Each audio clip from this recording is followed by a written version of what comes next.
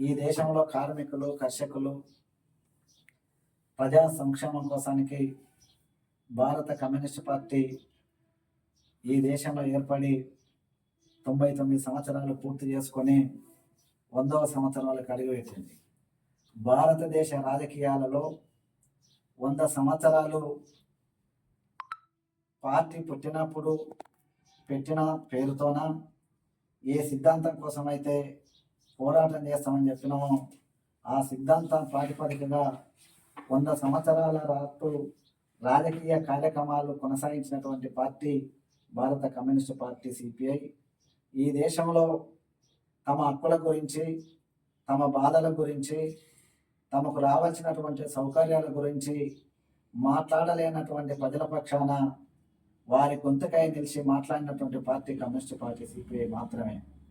ఈ దేశంలో కార్మికులకు కార్మిక సంఘాలు, ఉద్యోగస్తులకు ఉద్యోగ సంఘాలు, సమస్త ప్రజలకు తమ సమస్యలను పోరాటం నేర్పింది పార్టీ కమ్యూనిస్ట్ పార్టీ సిపిఐ మాత్రమే.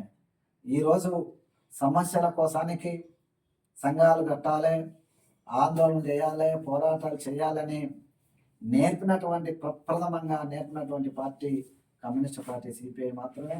ఈ దేశ స్వతంత్రం కోసానికి జరుగుతున్నటువంటి పోరాటంలో పాల్పంచుకొని మొట్టమొదటిసారిగా సంపూర్ణ స్వతంత్రం కావాలనే నినాదం ఇచ్చి పోరాటం చేసినటువంటి పార్టీ సిపిఐ. స్వతంత్ర ఉద్యమం జరుగుతుంది.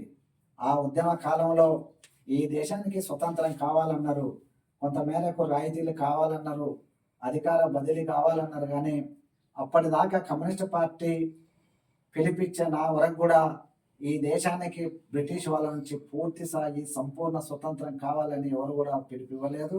కమ్యూనిస్ట్ పార్టీ ఆ పిలిపించింది. ఆ పిలుపు తర్వాతనే భారతదేశానికి సంపూర్ణ స్వతంత్రం కావాలని ఆనాడు స్వతంత్ర పోరాటాన్ని నిర్వహిస్తున్నటువంటి కాంగ్రెస్ పార్టీ కూడా ఆ తర్వాతనే నిర్ణయం చేసినటువంటి పార్టీ భారత కమ్యూనిస్ట్ పార్టీ సిపిఐ.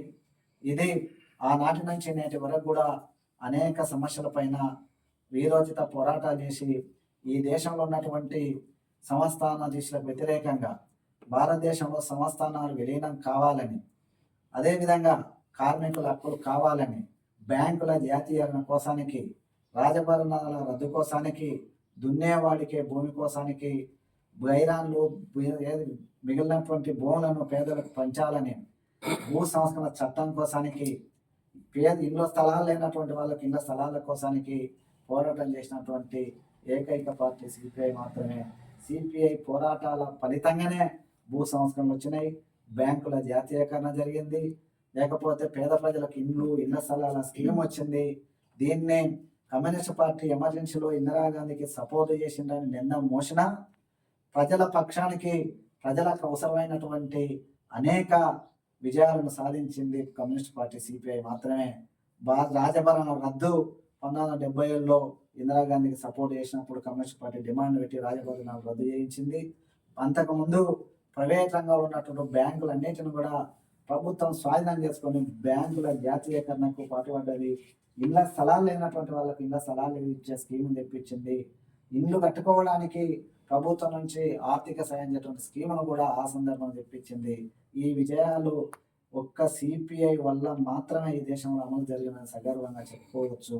ఆ నుంచి నేటి వరకు కూడా అనేక పోరాటాలు కొనసాగుతూ నేటికి కూడా ఈ దేశంలో ప్రజల పక్షాన్ని నిలబడి పోరాటం చేస్తున్నటువంటి పార్టీని బలపరచడం ద్వారా ప్రజా సమస్యలు పరిష్కారం అవుతామని సందర్భంగా తెలియజేస్తూ 100 సంవత్సరాల ఉత్సవాలను వచ్చే డిసెంబర్ 26వ తేదీ వరకు ఊర ఒక వేడుకల ప్రతి గ్రామంలో, ప్రతి మండల కేంద్రాల్లో ఈ యొక్క 100 సంవత్సరాల ఆవిర్భావ వేడుకలను నిర్వహించాలని జాతీయ పార్టీ నిర్వహించిన అందులో భాగంగానే నాగర్ కర్నూలు జిల్లాలో కూడా ఆవిర్భావ వేడుకలను సంవత్సర కాలం పాటు వివిధ పద్ధతుల్లో వివిధ దశల్లో నిర్వహించాలని ఈ సందర్భంగా తెలియజేస్తుంది.